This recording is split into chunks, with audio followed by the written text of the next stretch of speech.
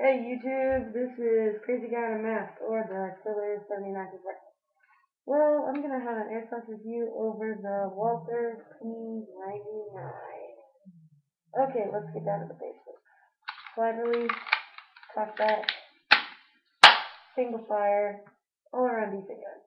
Well, here is whenever it gets caught well, I didn't do it that time.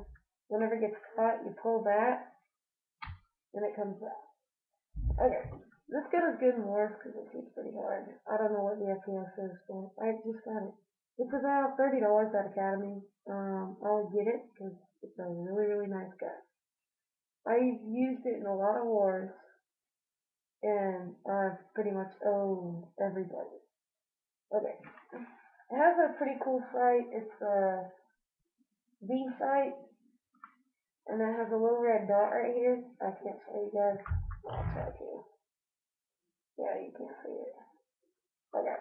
Well, the only thing is the back breaks off right there sometimes.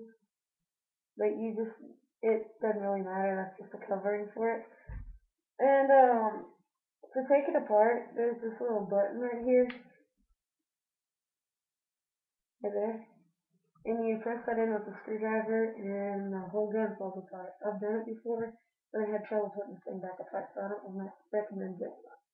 There's this little orange tip everybody does. You'll get arrested if you don't have it on whenever you have a war or something, because people will think it's real gun. Like in my neighborhood, whenever I got the cops called on me last war. Because one of my friends said this spray painted black.